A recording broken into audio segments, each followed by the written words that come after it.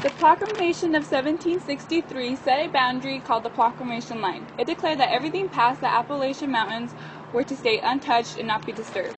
The line was right here. The Paxton Boys did not understand why they were given this land, even though they had killed 4,000 settlers. So they ended up butchering 20 Indian women and children in December of 1760.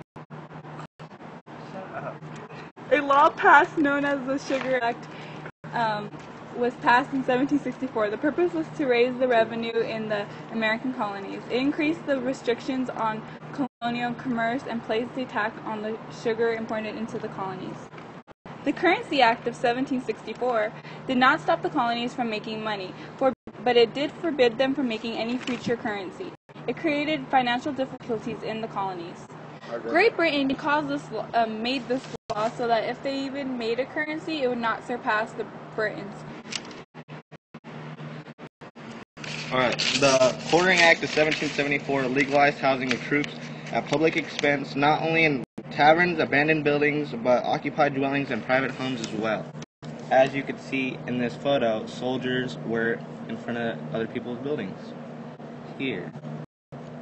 The Stamp Act of 1765 was a period of troubling times for the colonists. They had to pay all their taxes in hard money during a period of economic stagnation.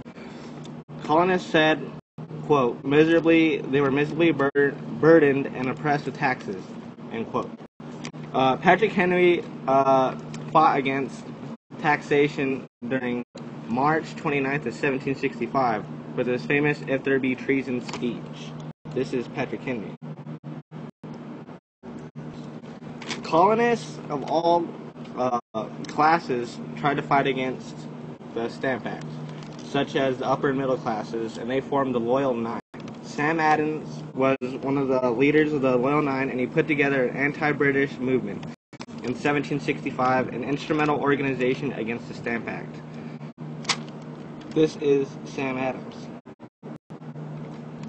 The colonists also put together other political organizations such as the Stamp Act Congress.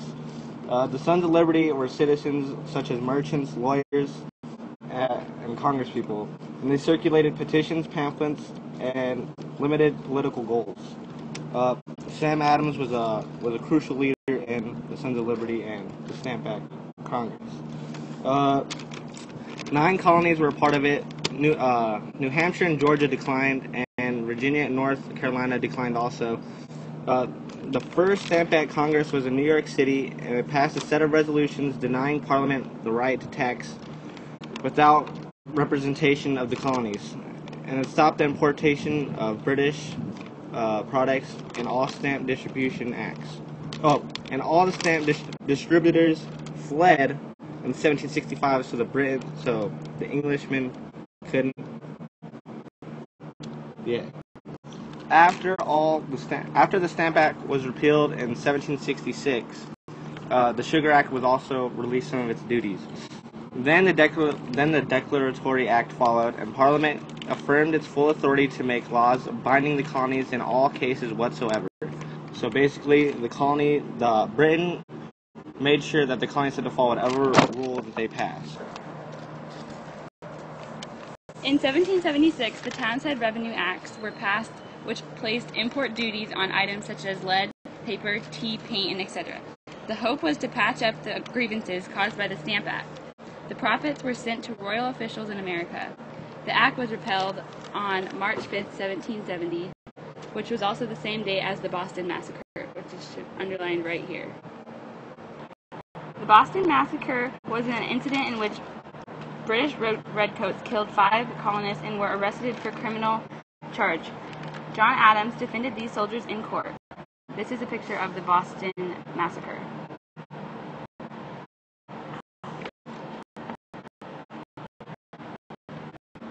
The Boston Tea Party occurred on December 16, 1773, when people from Boston disguised as Indians and destroyed 10,000 pounds worth of tea belonging to the British East India Company in order to prevent payment of the duty. In 1774, an English Parliament passed a series of acts called Intolerable Acts. This prohibited the loading and unloading of ships in part of Boston Harbor until the town fully reimbursed the East India Company and the Customs Service for the destroyed tea. With these acts, the British terminated the long history of self-rule in communities in the colony of Massachusetts. Does anybody know where the First Continental Congress met? Well, let me tell you. The First Continental Congress met September 1774 in Philadelphia, Pennsylvania. Some of these representatives were cut. The First Continental Congress arrived in Philadelphia, Pennsylvania on September 1774.